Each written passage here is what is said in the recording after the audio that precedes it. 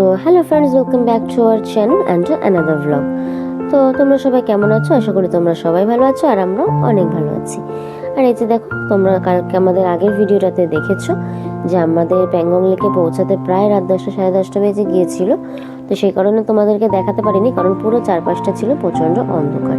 তার কারণ হলো এখানে কোনো ইলেকট্রিসিটি নেই, এখানে পুরোটাই জেনারেটরে চলে। তো টাইম হয়ে গেলে প্রায় রাত 10টা 11টা অবধি লাইট জ্বলে, তারপরে বন্ধ হয়ে যায়। তো দেখো, এই যে এখানে আমরা এই কটেজটাতে ছিলাম আর এখন সকালবেলা আমরা এখন ব্রেকফাস্ট করছি। ব্রেকফাস্টে কি ছিল চলো তোমাদেরকে দেখাচ্ছি। এই যে দেখো, ব্রেকফাস্টে ছিল ব্রেড অমলেট, এত সুন্দর ছিল। তো গৌতম ব্রেকফাস্ট করছে, তারপরে আমি করলাম। কালকে রাতে যেহেতু পুরোটাই অন্ধকার ছিল আর সকালবেলা উঠে প্যাংগং লেকটা দেখে তো পুরো অবাক। তো বন্ধুরা দেখো, প্যাংগং লেকটা তোমরা কিন্তু ভালো করে দেখো, এত সুন্দর এত সুন্দর, মানে কি বলবো, বলার কোনো ভাষাই খুঁজে পাচ্ছি না। জাস্ট ওয়াটার কালারটা তোমরা দেখো আর ফিল করো কতটা সুন্দর। প্রচণ্ড ঠান্ডা লাগছিল, যেহেতু বাইরে একটু রোদ ছিল তো অতটাও ঠান্ডা লাগছিল না। তো তোমরা জানো যে 3 ইডিয়টস বইয়ের যে শুটিংটা হয়েছিল র্যাঞ্চো, তো সেটা কিন্তু এই প্যাংগং লেকের পাড়েই হয়েছিল। সেটা আমরা যে স্পটটাতে রয়েছি সেখান থেকে আরও 3-5 কিলোমিটার দূরে রয়েছে। তো আমরা ওই দিক থেকেই যাব। তো বন্ধুরা দেখো, এই যে আমরা সবাই রেডি হয়ে গেছি আর এখন কিন্তু গাড়ি স্টার্ট করে দিয়েছে। তো এখন যাব এই একটু, যেহেতু আমরা একদম ওপর দিকটা ছিলাম, এই কটেজগুলো তো ওপরে, তো লেকটাকে আমাদেরকে ভালোভাবে দেখতে গেলে কিন্তু নিচে যেতে হবে। তো চলো নিচের দিকে যাই আর তোমরাও ভিডিওটা দেখতে থাকো।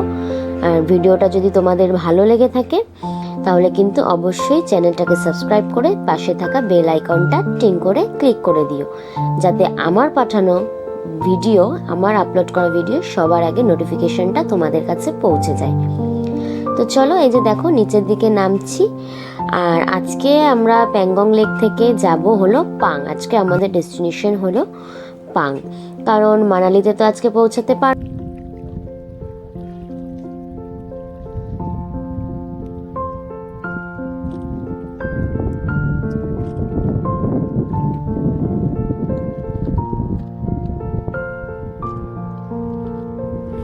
দেখো বন্ধুরা, কাল রাত্রে আমরা ওই যে টেন্ট খাটানো ওগুলো দেখা যাচ্ছে, ওখানটাই একটা টেন্টে রুম নিয়েছিলাম। তো চলো আমরা এখন বেরোচ্ছি পাঙ্গাম লেক দিয়ে। চলো। তো বন্ধুরা দেখো রাস্তায় কেমন ধুলো উঠছে, আর আমরা প্রায় চলে এসেছি, 10 কিলোমিটার মতন চালানো হয়ে গেছে গাড়ি। তবুও যেন লেকটা শেষই হচ্ছে না। যতই যাচ্ছি মানে লেকটাকে যেন আরো বেশি করে সুন্দর লাগছে। আর দেখো লেকটা থেকে রাস্তাটা কতটা উঁচুতে, আর ওই যে নিচে দেখছো ওগুলোও কিন্তু রাস্তা, পুরো রোডটা একদম জিগজ্যাগ একটা রোড আর প্রচন্ড সরু। আর দেখো পাশ থেকে যদি আর একটা গাড়ি যায় তাহলে সাইড দিতে থাকে কতটা সমস্যা, সেটা তোমরা দেখতেই পাচ্ছ। জাস্ট রোড থেকে লেকের ডিস্টেন্সটা দেখো কতটা খাই। তো তারপরে গুগল থেকে দেখে জানলাম যে এই প্যাংগং লেকটা হলো 137 কিলোমিটার লং, মানে এটা 137 কিলোমিটার দীর্ঘ। তো বুঝতেই পারছো কত বড় হবে। তো চলো, রাস্তা মাঝে মাঝে আবার কুচি কুচি পাথর পড়ে রয়েছে, তো সেই কারণে সাবধানেই যেতে হবে। আর এই মোড়গুলো পার করতে হবে খুবই সাবধানে, কারণ এতটাই ন্যারো রোড যে একটা গাড়ি এলে তাকে হট করে সাইড দেওয়া খুব রিস্কি একটা ব্যাপার। তো যাই হোক, দেখো এই যে একজন সাইকেল আরোহী, সে কিন্তু সাইকেলিং করে ঘুরতে বেরিয়েছে, ভ্রমণ করছে। তো চলতে চলতে প্রায় আমরা এখন নিচের দিকে নেমে গেছি। দেখো রাস্তাটাও বেশ সুন্দর। আর এই যে দেখো ছোট্ট একটা ওয়াটার ক্রসিং, কারণ এইটাই কিন্তু আরো যত বেলা হবে ততই কিন্তু আরো বড় হয়ে যাবে, কারণ তখন আরো বেশি জল নামতে শুরু করবে। তো আমরা আজকে সকাল সকালই বেরিয়ে পড়েছি, খুব একটা লেট করিনি।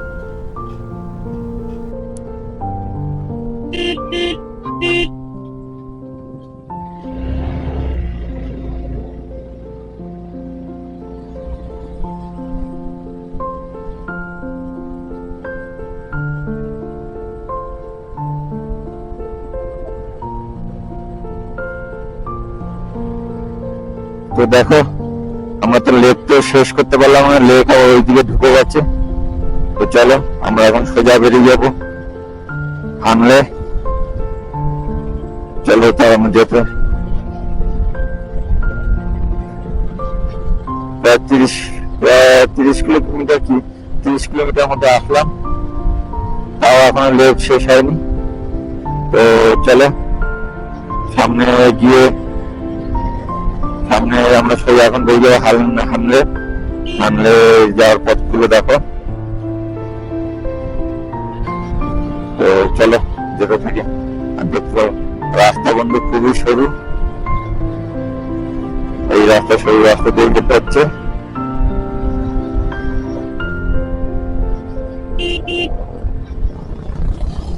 মানে ওয়েট করছিলাম, একটু পিছনে ভিডিও করছিলাম বলে। চলো যেতে থাকি। তো বন্ধুরা দেখো, এটা হলো লের একদম লাস্ট একটা ভিলেজ। এরপরে কিন্তু মানালির এরিয়া শুরু হয়ে যাচ্ছে। আর এখানে আমরা একটু দাঁড়িয়েছিলাম চা খাওয়ার জন্য। তো চা খেয়ে একটু এখানে রেস্ট নিয়ে আমরা আবারও বেরিয়ে পড়লাম। আর এখান থেকে আমরা যাব পাঙ্গি। তো দুটো রোড রয়েছে, একটা ওই দিকের রোডটা চলে গিয়েছে হানলে হয়ে পাঙ্গে, আর একটা গেছে দুর্বুক হয়ে। তো আমরা হানলে হয়ে যাচ্ছি না, আমরা দুর্বুক হয়েই যাব পাঙ্গে।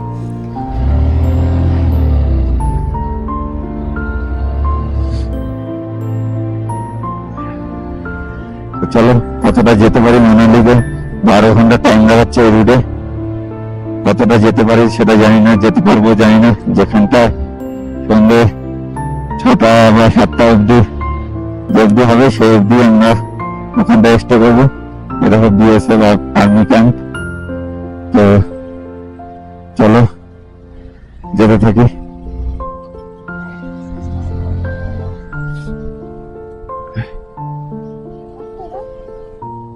হ্যাঁ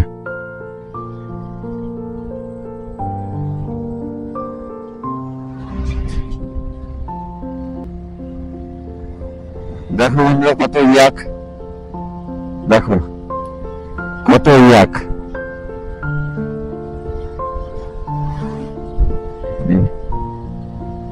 সব ঘাস খাচ্ছে। দেখো বন্ধুরা রাস্তাটা কতটা ভয়ঙ্কর, কতটা খতরনাক। তবু আমরা যাচ্ছি বলে সব সময় এগিয়ে।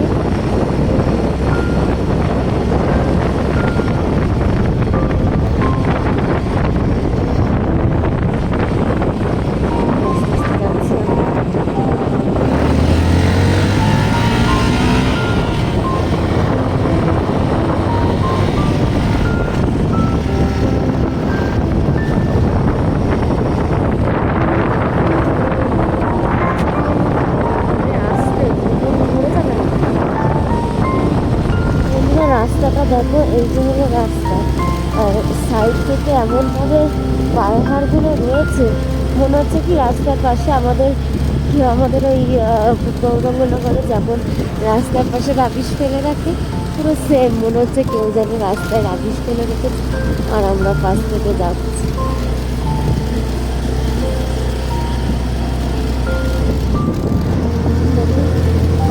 পুরো ছিল একদম আলগা পাহাড়, যখন তখনই একদম খুশখুশি করে। এখান থেকে রাস্তা রয়েছে, ও শর্টকাট নিতে গেছে। এখান থেকে রাস্তাটা এত ঢাল, উঠতে গিয়ে গাড়িটা ব্যাকে চলে এসেছে আর আমরা দুজনেই পড়ে গেছি। তো এবার গাড়িটাকে আর কি ঘুরিয়ে রাস্তায় তুলবে। দেখো ওই গাড়িটাকে তুলছে,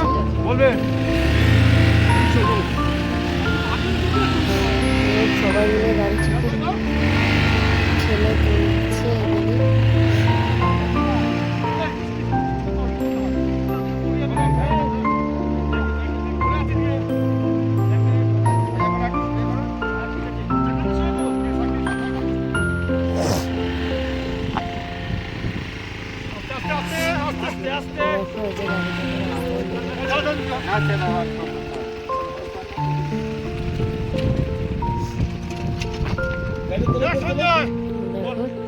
গাড়িটাকে উপরে তুলেছে, আমার হাতে লেগেছে একটু, ওর পায়ে হাঁটুতে লেগেছে।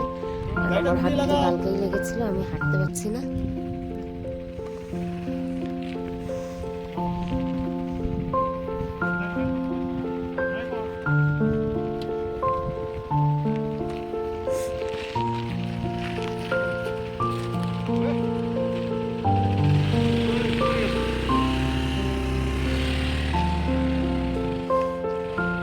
সঞ্জয়,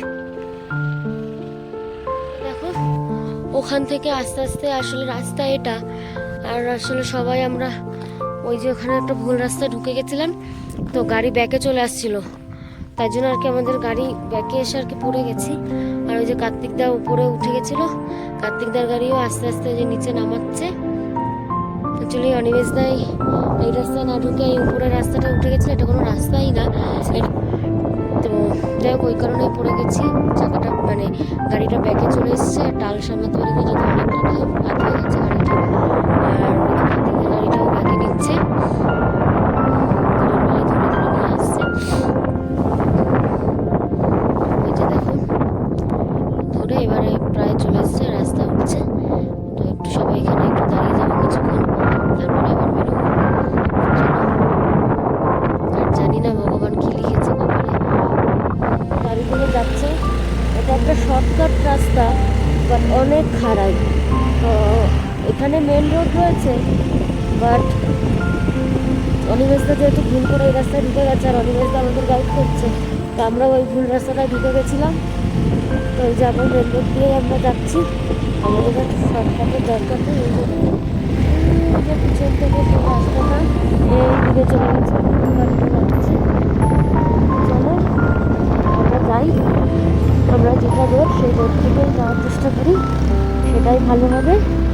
তো তোমরা ভগবানের কাছে প্রে করো আমরা যাতে ভালোভাবে সুস্থভাবে বাড়ি ফিরতে পারি।